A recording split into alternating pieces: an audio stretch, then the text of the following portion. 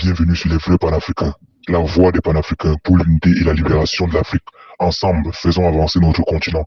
Si c'est ta première fois de tomber sur cette page, nous t'invitons à t'abonner et à cliquer sur la cloche de notification pour ne rien manquer. Alors, camarades des peuples d'Afrique, peuple de Côte d'Ivoire, citoyens du monde, mes chers frères et sœurs, peuple de l'Iptako Gourmand, frère, je voudrais ici vous faire part du contenu d'une conversation téléphonique que j'ai eue avec un Français aujourd'hui. Aujourd'hui, lundi 3 novembre 2025. Ah, quand je dis français, c'est pas français ouya ouya. C'est un français authentique, d'origine. Frère, non, Yorobani. Le gars, on se connaît depuis la France et on discute souvent. En fait, il milite avec le petit-fils de De Gaulle, là, les Pierre de Gaulle. Là. Voilà, ils sont dans la même perspective vis-à-vis de la France. Eux, ils militent pour le rétablissement pur et simple des relations traditionnelles entre la France et la Russie. Ils sont aussi à l'Assemblée nationale. Mais il n'y a pas où dans son parti, quoi.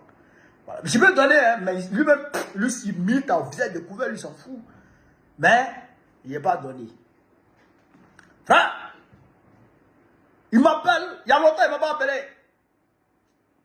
Il dit, camarade. Il dit, oui. Il dit, félicitations. Il dit, mais comment?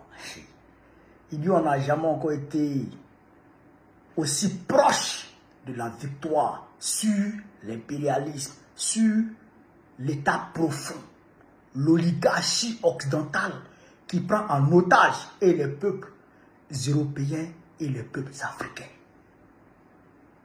Ah! Il dit, mais c'est quoi ça? Il dit, on n'a jamais encore été aussi proche de la victoire. Il dit, bon, explique-toi. Il dit, aujourd'hui, des centaines et des centaines de milliers de Français les rejoignent sur leur groupe Telegram dans leur lutte contre la guerre entre la Russie et l'Ukraine. Eux militent pour la cessation pure et simple des hostilités, pour la cessation des envois d'armes françaises en Ukraine. Ils demandent à ce que Macron cesse d'envoyer les armes en Ukraine. Et là, il dit qu'ils sont en train de s'apprêter à faire une manifestation gigantesque. Il y a des manifestations gigantesques en France. Il dit quand ils vont démarrer ces manifestations-là, Macron va fuir. Et il m'a dit que d'ici fin d'année 2025, le nouveau gouvernement de Le Cornu, il va faire tomber ça. Il dit Macron est terminé. Macron est fini. Donc, ils sont dans le combat. Ils sont en train de sensibiliser encore et encore les millions de Français pour qu'ils descendent dans les rues ensemble. Pour dire non à la guerre entre la Russie et l'Ukraine. Parce qu'aujourd'hui, ça ne va pas. Les factures augmentent en France. Le pouvoir d'achat diminue. Frère, même pour manger, ça devient difficile. Donc aujourd'hui, tout ça fait que les Français sont en train de venir vers eux. Les Français ont compris que eux, là, eux, ils avaient raison. Depuis le départ. Il dit, oui, ça c'est bon. Mais ça, là, moi, c'est comment? C'est là, il me dit non. C'est le même combat en réalité. Parce que c'est grâce à l'Ukraine, Macron tient à ce que la guerre en Ukraine continue. Parce que grâce à cette guerre-là, Macron arrive à envoyer les armes aux terroristes dans le Sahel. Macron arrive à alimenter le terrorisme au Sahel. Vous comprenez ça? Donc, il dit, si la guerre là-bas, ça cesse, forcer le ravitaillement des terroristes va prendre un coup. Vous comprenez comment tout est lié? Et cela me dit que la semaine dernière, à l'Assemblée nationale, au niveau de l'Assemblée nationale, eux, ils ont eu une réunion. Actuellement, la France retient son souffle sur la Côte d'Ivoire. Actuellement, là, la France retient son souffle sur la Côte d'Ivoire. C'est-à-dire que on a poussé le niveau de la Côte d'Ivoire à un tel point que la moindre petite erreur peut causer la chute de Ouattara. La moindre petite erreur peut causer la chute de Ouattara. Et si Ouattara tombe, automatiquement, l'AES est libérée. Parce qu'il m'a même parlé de la nouvelle de la crise énergétique qu'il y a eu au Mali là, où il y avait eu problème de carburant là. Grâce à la solidarité de l'AES, ça a été résolu. Grâce à la solidarité de l'AES, ça a été résolu. Il dit tout ça, c'est parce que la France tient encore la Côte d'Ivoire. Et ça permet à l'oligarchie d'avoir les moyens. Et quand on dit oligarchie, vous ne pas chercher loin, c'est les multinationales qui pillent la Côte d'Ivoire. C'est ces multinationales qu'on appelle l'oligarchie. Oui, ces patrons-là qui tiennent le peuple la tête sous l'eau, là, c'est eux-là qui fait tomber. Donc, il m'a dit, si jamais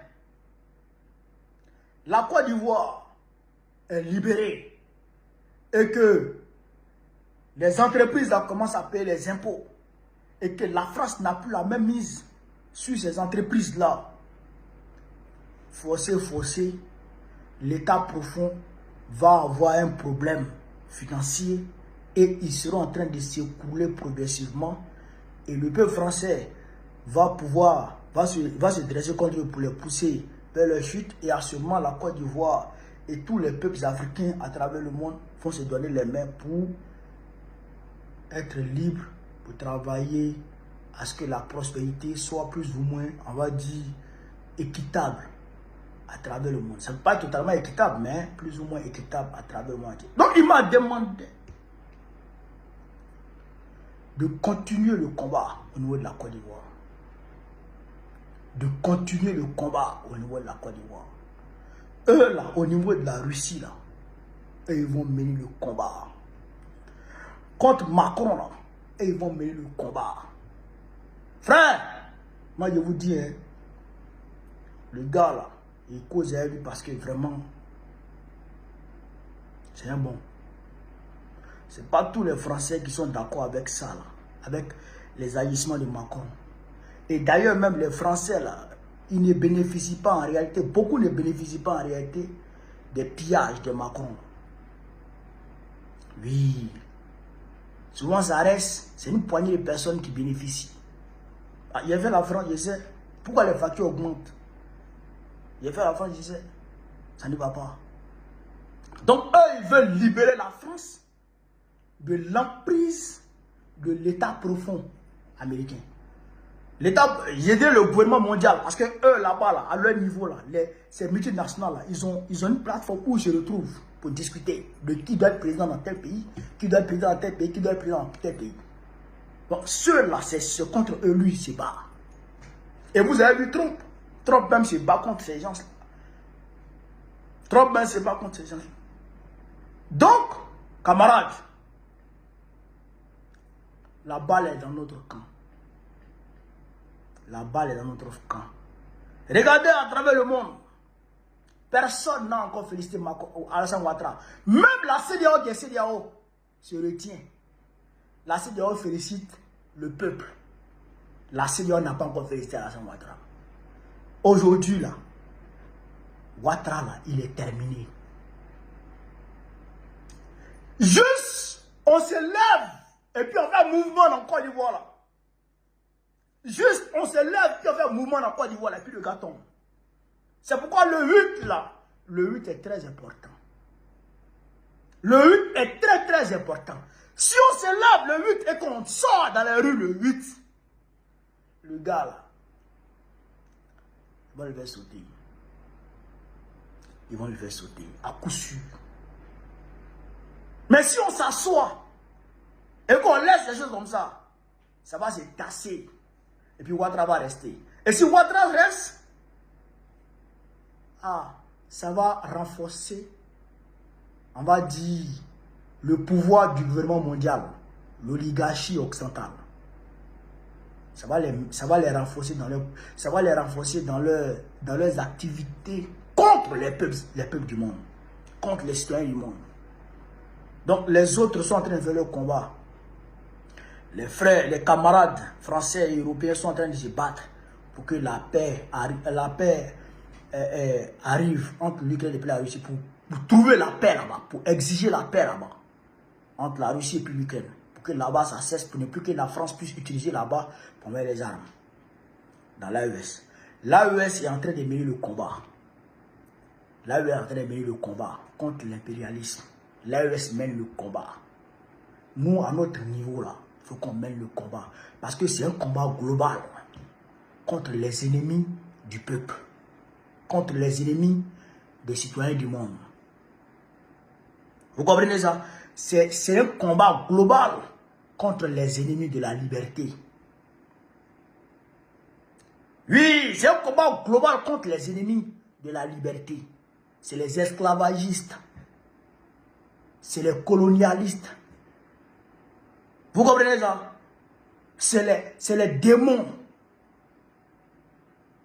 Vous comprenez ça? Donc, le monde, les citoyens du monde doivent prendre conscience que l'impérialisme, c'est-à-dire, frère, le gouvernement mondial et comment dirais-je, l'état profond, c'est un combat contre ceux-là. Ils veulent nous asservir. Nous tous, on doit se lever contre ceux-là. Vous comprenez ça? Et ça, nous les Africains, surtout Ivoiriens, on doit se battre. On doit se battre. On doit se battre. C'est pourquoi le 8 est important. Menons le combat contre ceux-là. Voilà ce que je voulais vous dire en Afrique. Sur ce, vive l'Afrique libre. Vive le panafricanisme. Vive tous les présidents panafricains. Vive l'AES. Vive la révolution ivoirienne. Vive la révolution ivoirienne. Vive la révolution ivoirienne. Gbagbo, président du Côte d'Ivoire, très prochainement. On est ensemble.